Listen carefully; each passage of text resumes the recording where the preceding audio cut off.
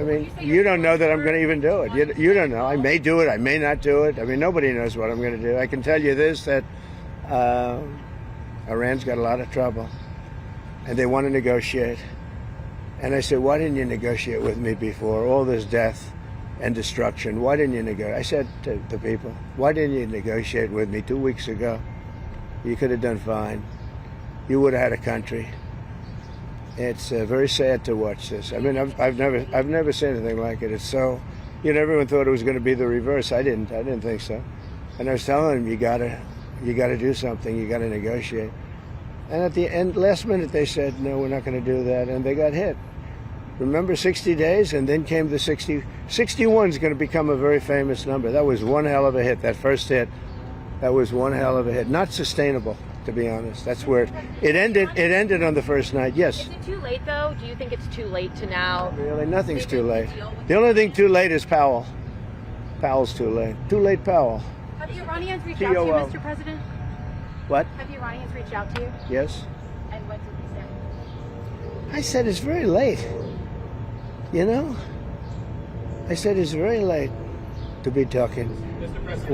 We may meet. It's.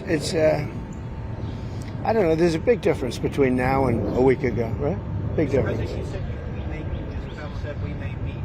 Is this about Vance and with Trump possibly going to talk? It's about anybody. They even suggested they come to the White House. It's a big difference. But they've suggested that they come to the White House. That's, courageous, but, it's like not easy for them to do. But they suggest, because I can't go now because of what's going on. I had to come back early from the G7, which was terrific, by the way, in Canada. Really terrific. Good people. Is there a possibility of next 40 years they've been saying death to America, death to Israel, death to anybody else that they didn't like? They were bullies.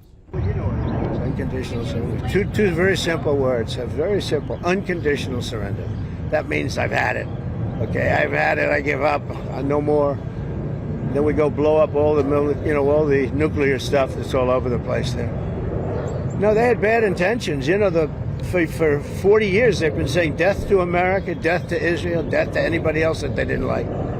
They were bullies. They were schoolyard bullies.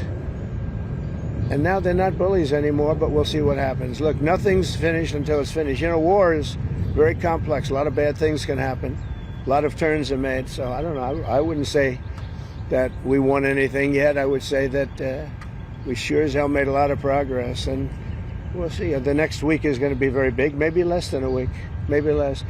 But is there anybody here that said it would be okay to have a hostile, very, zealots really, but to have a hostile country have a nuclear weapon that could destroy 25 miles, but much more than that, could destroy other nations just by the breeze blowing the dust. That dust blows to other nations and they get decimated. This is just not a threat you can have. Thank you very much, everybody.